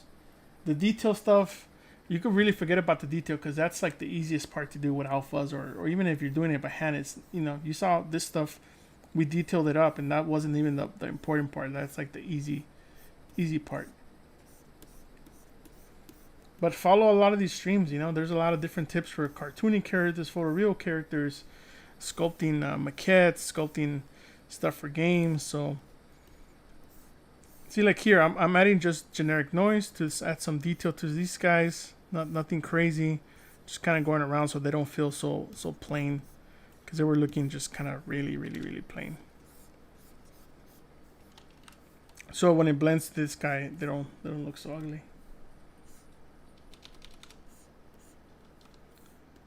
Let's see.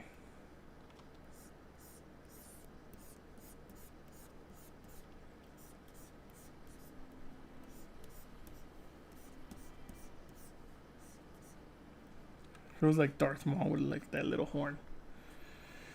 Let's see.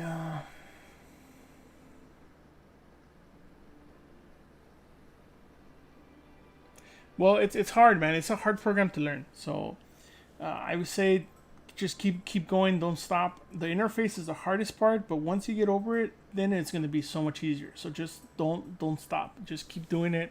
Just keep learning, or use other people's interfaces for now, or keep it real simple. If you notice, I only use a few brushes, nothing crazy. There's hundreds of brushes out there, but you don't have to use those. And there's other artists that only use 2 or 3 of these that are even amazing. Their work is amazing, so you don't have to go crazy. Just learn how to sculpt. Maybe learn some. Just look online, look on YouTube, and see if you can find sculpting fundamentals, and that could help you a lot.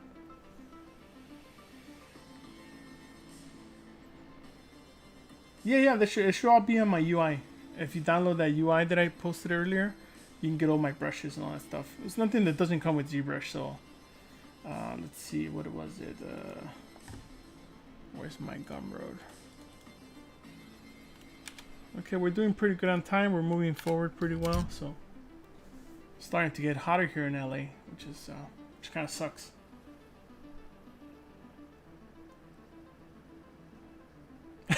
Yes, like a dog mouth, right? All slimy and gross, like all this like drool just coming down. That would be pretty awesome. It'll be a good variation because he should be pretty dry, so I think that could help a lot. But let's add some detail to this stuff, just a little bit, just a little breakup, you know. Same thing with this. Let's add a layer. Just adding some breakup so that it doesn't feel just perfect, because right now literally there were perfect tubes that.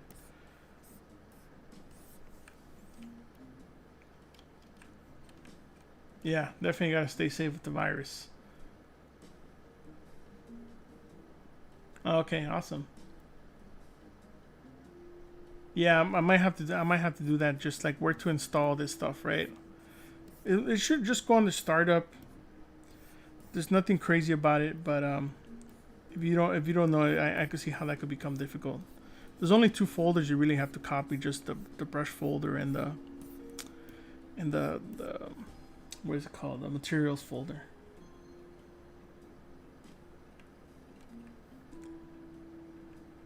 Oh, they're all the way on the top. Yeah, they're all the way up here. Because I figure there's a lot of leaves, and then he kind of stays hidden that way. And then when somebody yanks those things, then he probably screams or something, you know.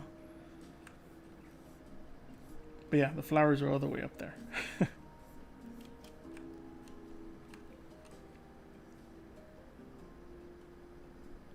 Let's see.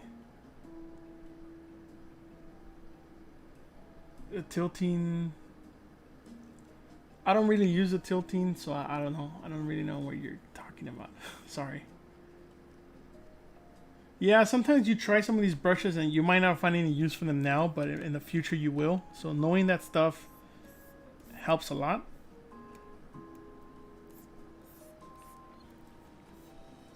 Like there's these hair brushes that I've been wanting to use for a while, and I looked up how to use them. And I tried them on a sphere, but then I never used them. So one day I'll use them.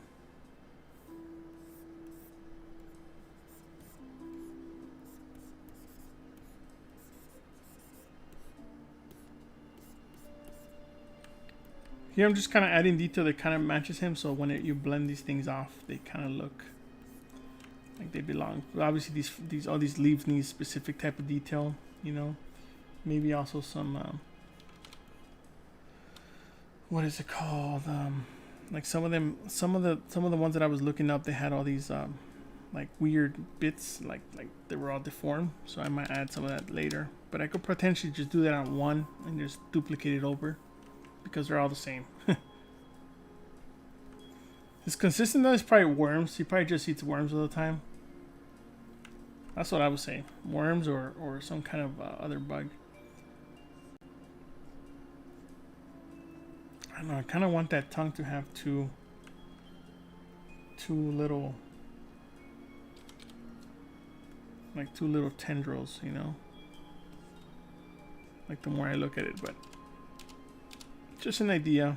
I don't know.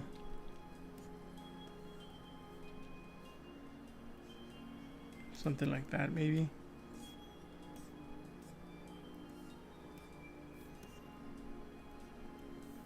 Maybe. I don't know. We'll see.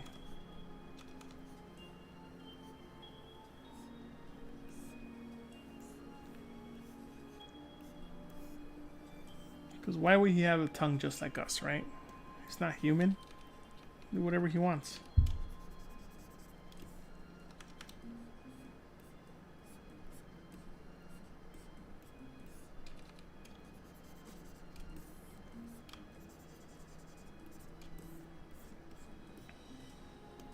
And it's all hidden in there, so.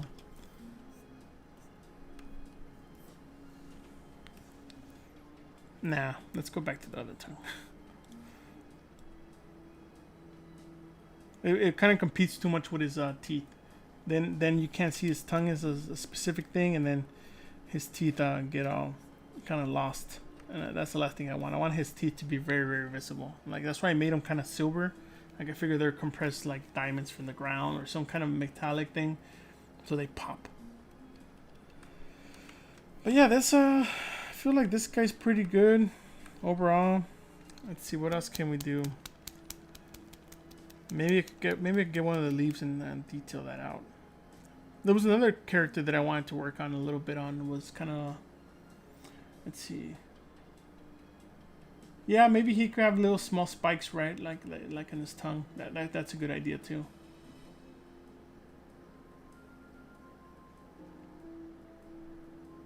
Yeah, his tiny little eyes. I wanted him to have tiny little eyes because then it's so creepy. Like even if he has his eyes closed, it's like super creepy, right? And he's in the dirt, so he can't see. Yeah, well, the nice thing about this stuff is that we can duplicate the tongue and just make it longer, right?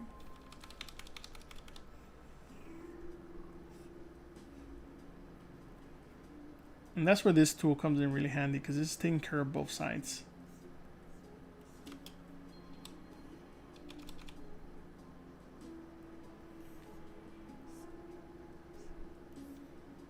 Maybe he has a long tongue like that, or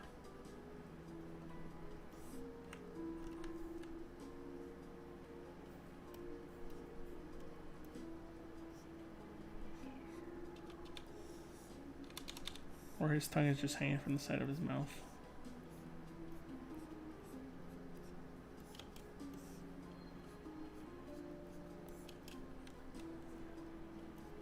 So that could, we could have multiple options. Maybe you could print out different tongues and then you put whatever tongue you like. That could work too.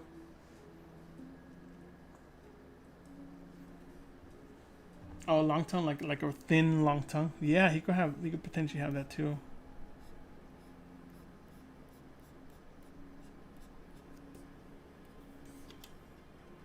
So maybe he just got done eating. He's like, oh, I'm so hungry.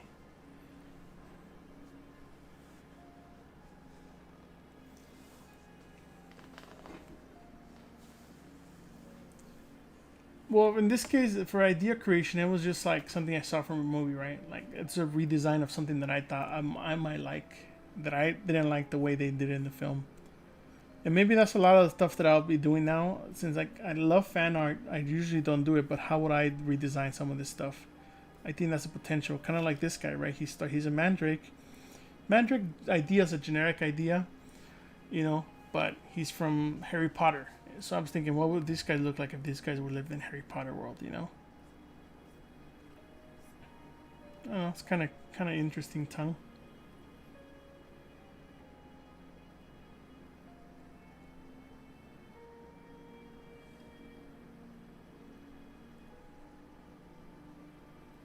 Or no tongue at all. I don't know. We'll see. He looks kind of silly. He looks a little drunk.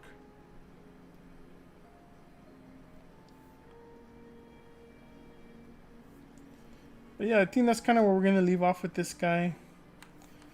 If I was going to 3D print him, I would probably need to hollow him out. Some sort of hollowing out. And the main thing is like, how do we print these guys? These guys are going to be a nightmare because they have so many branches, and the supports are probably going to be the same thickness as the main branch. So that could be a potential challenge depending on how big I make them. I added extra thickness so that they wouldn't break, but it's always a potential they might break, right? But maybe we just print him with his little stems kind of sticking out. Let's see if we turn those off. Turn off the flowers. So maybe we'll print this, and then we could potentially either print all the other stuff separate, and then either put real flowers, like real fake flowers, like from the real world, or just 3D print those gently, and then just kind of place them in there. Yeah, he's drooling drunk. Yeah, for sure. But yeah, if you guys think this guy's cool, we'll get him. I think he's nice and detailed and good enough to start printing out. Let's do some keyshot renders. Let's put everything on high. First, before we move on, let's save this guy.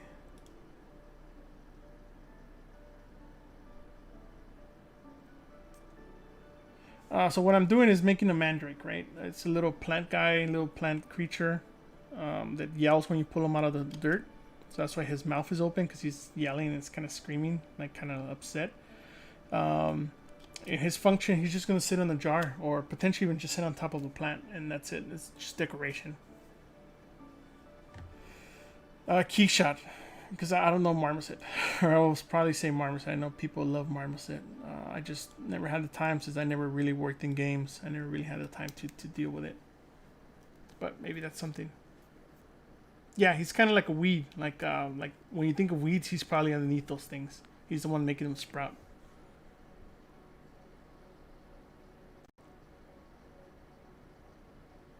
But the interesting thing about this contrast between this character, right, is that he has beautiful flowers on top. So it's like you think like the most beautiful flower is amazing, and then you look underneath and like maybe he's underneath it.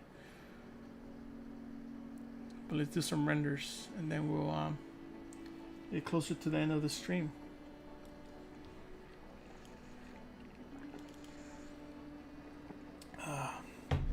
Let's see.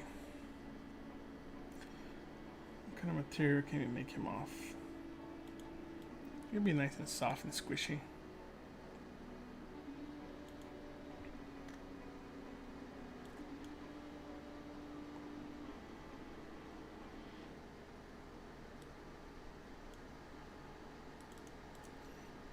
I usually go for a much less wider lens, like an 85. But you can see, right, he's not competing. He, like, his primary shapes read, his secondary shapes read pretty well. Let's try another material, another.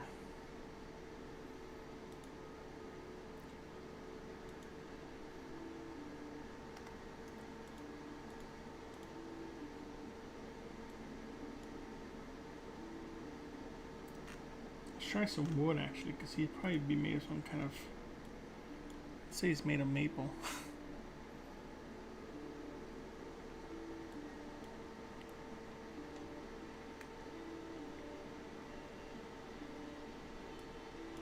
Oh, there's these guys. I like these guys right here. These guys are cool too.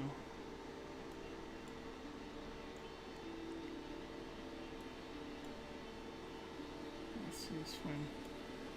I think this one's okay. Let's get closer, let it resolve for a little bit.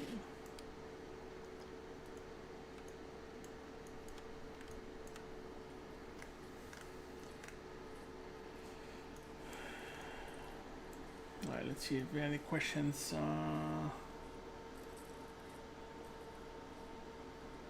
Good smoke. Yeah, I don't know. Who knows? Maybe you have to try it out. Let me know. My Arnold is my preferred render, at least at the moment. But I haven't tried Redshift. I haven't tried Octane, so I don't know. Maple syrup, yes.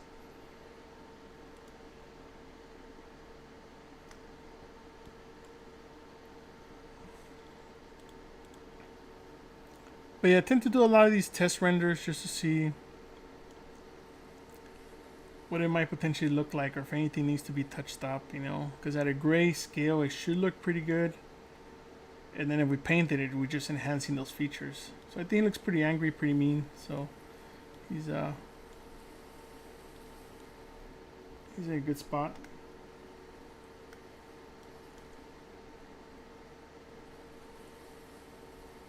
Interesting, these new materials that I haven't seen before, new environments.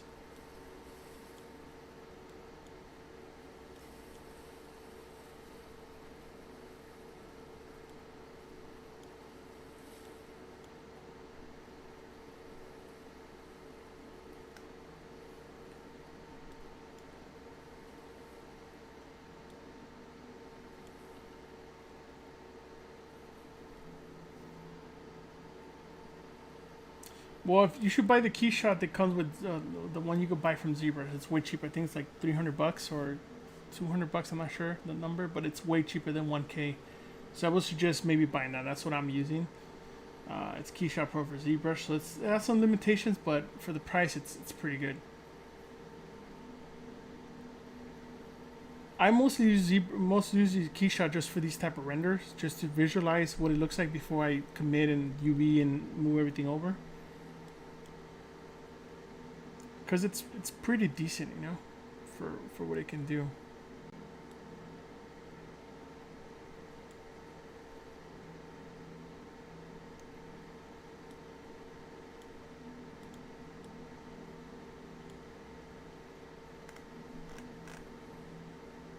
Imagine this whole field was just filled with mandrakes. That would be interesting.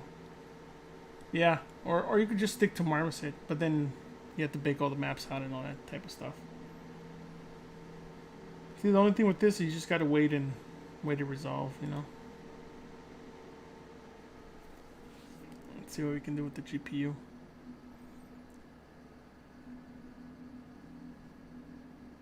Well, I don't want to waste more time, so we're probably going to switch over to do a little bit of another character that I was working on, since this guy seems to be overall pretty good, and we just gotta. Seems to be a little faster with the GPU. Also comes with his own denoiser, which is nice.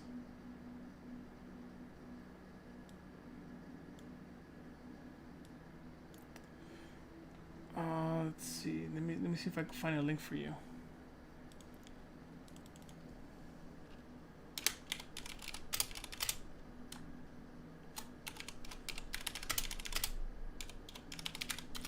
Are you guys still enjoying some of the mask ones that I was doing? Some of the mask streams?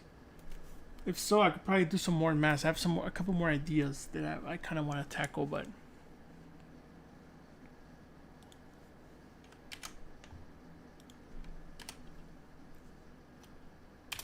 So I think it's $349 for the HD version. And then there's like a more pro version that's 5 something.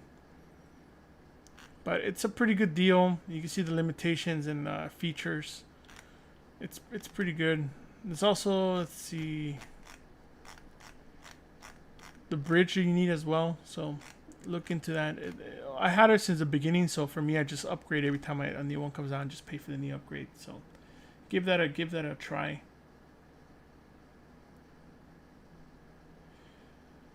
Just put yourself out there, man. Put yourself anywhere you can put yourself out there. Send resumes. Make sure you get portfolio reviews. That type of stuff.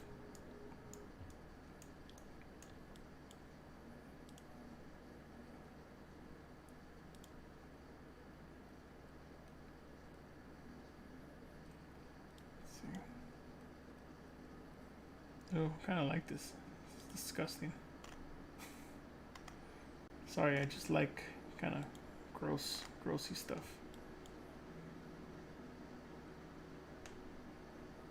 This is my favorite one to use. My favorite background or HDRI to use. But yeah, I would say just put yourself out there, man, and then from there. I would, but it's we're close to the end of the stream, so I would say check out some of my some of the recent interviews I've been doing. That has a lot of how I got started, so check those out. But I definitely, when I first started, I didn't get paid a lot, but I worked very hard, and then eventually things got better. So hopefully you don't have to deal with that, and you get paid the right amount from the beginning. And now, which is nice, you could probably work from home, which is even better, unless you don't have an office, and that makes it even harder. Yeah, the HDR makes it look so much better, right? And you could just kind of preview this stuff, like where would it live, you know? And let's go back to the other material, the other ZBrush material.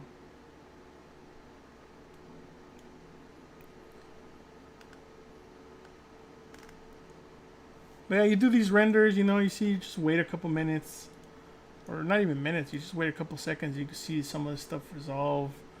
And if you want it to be brighter, you can. Or if you don't want the background to be there, you can change that as well.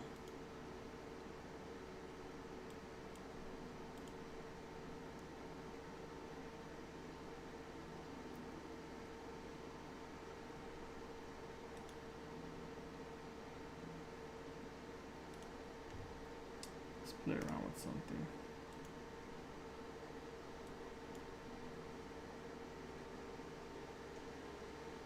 See, now we're getting more detail because this one has a more spec. So now we're seeing the rest of this detail that we were missing from the other one. But let's change this background to something else.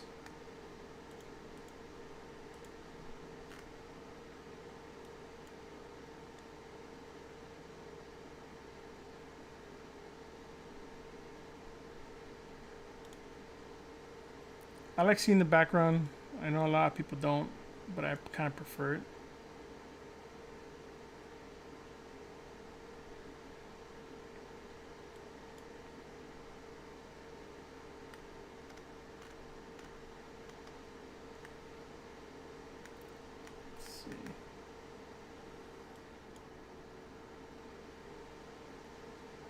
This is nice. This one's giving me more contrast and shadows.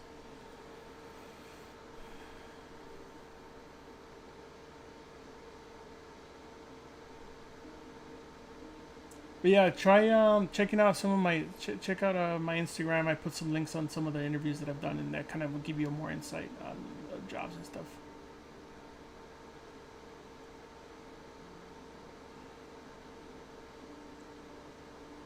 Awesome. Well, I'm glad, Maritza, that you're enjoying this because this is the type of stuff I like doing and kind of just talking about. And you know, sometimes you do some renders, you find like, oh, I don't like that thing. That looks kind of weird. Let's go back and change it. And you change the design process.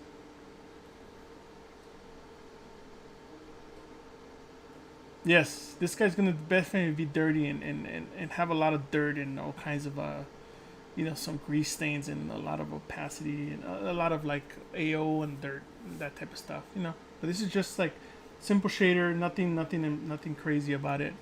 We're just seeing how the forms are kind of working here.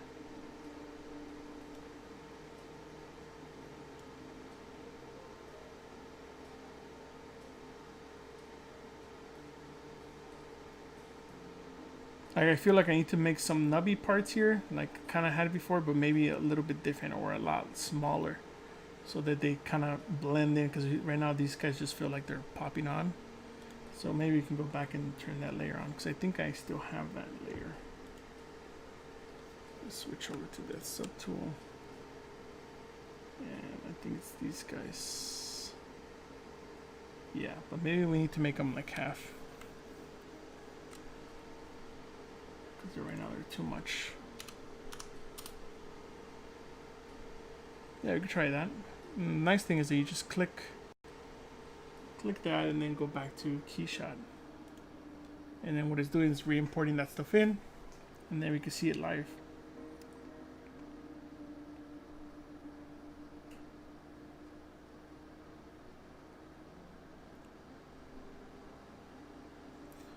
Let's see. Oh, nice. It even zoomed into those sections.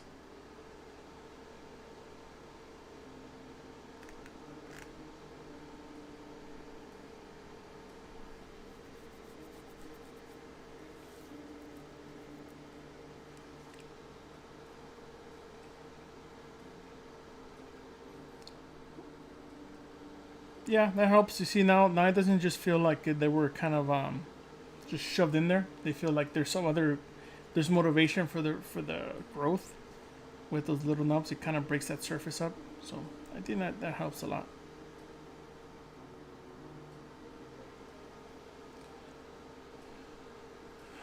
Cool. But if you guys have any questions, feel free to ask now before we take off.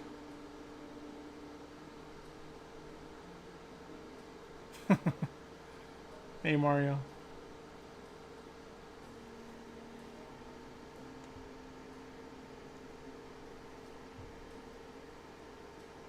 I don't know what bacana means, but I understand the other part.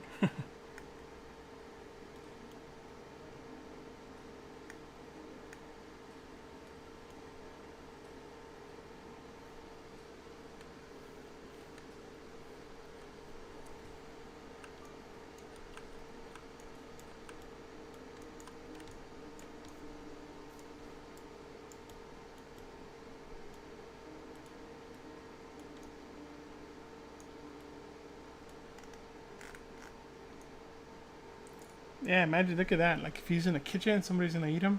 That could be pretty cool, right? Hey Rob, how's it going, man? Thanks, man. Appreciate it. Thanks. Appreciate you coming in and checking this out. Yeah, we're just kind of wrapping this guy up, and then we're gonna get him printed. Just kind of looking at what he might look like if we had him in different environments, if there's enough detail. I think overall he should be fine. Maybe just need to finish the leaves, and we should be good.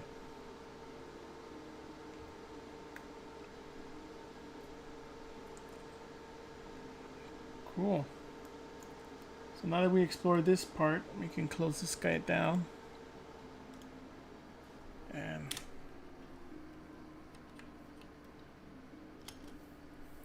actually there is something that I want to change. So let's go back. Let's make a new layer.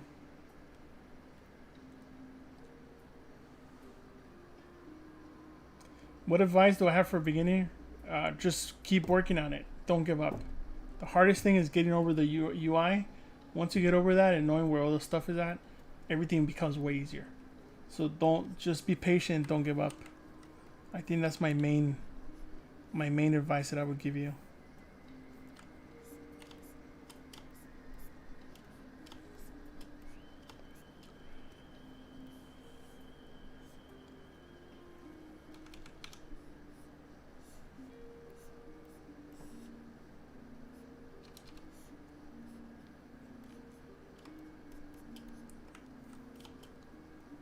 For some reason, that guy was bothering me.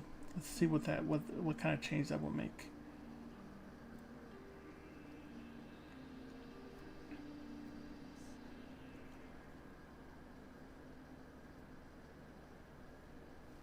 Yeah, I hope that helps. Just keep trying, man. Don't just fail.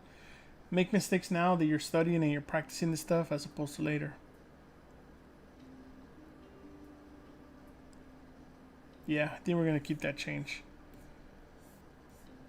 I know they're supposed to have some weird growths, but I feel like this is much better. And sometimes that, you have to go that far and try something out and it doesn't work out, or it does. We can still make some more changes to it.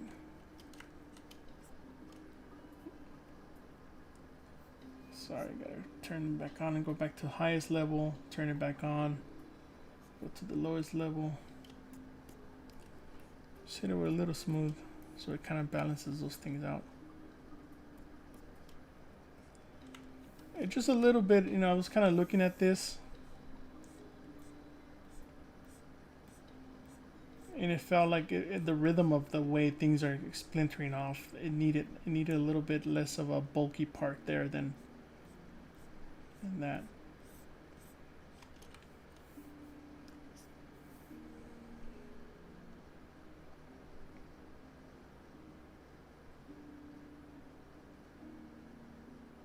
Yes, don't worry about the details. The details will come. Don't worry about the details at all. Some people have an expression it's like stop polishing a turd, because you could put all the detail you want in it, and if the primary forms and the main focus is not there, it's useless. You waste so much time on that. So just worry about the primary forms. Even now, you see we're changing the primary forms now. Not a big deal. And that's the nice thing about this medium, that you can go back and forth. It's not like when you're sculpting in clay and you're kind of everything has to go from A to B. It's pretty linear, right?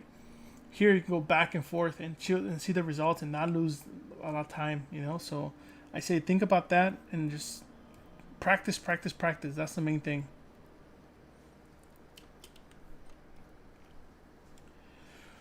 But yeah, guys, so with this, I think this is where we're going to leave off. Hopefully next time you guys see this, it will be printed, or at least in the process of getting printed. And then we'll see it in real life. See what all the hard work came out to be, and how detailed, and if the details mattered or didn't, or we need to emphasize them. Sometimes you have to make them look pretty ugly here, but when you print it, it looks just fine. Well, I really appreciate you guys tuning in. I'll probably see you guys next time, probably in 2 weeks. If not, we'll figure out that we're gonna do a streaming a little more often.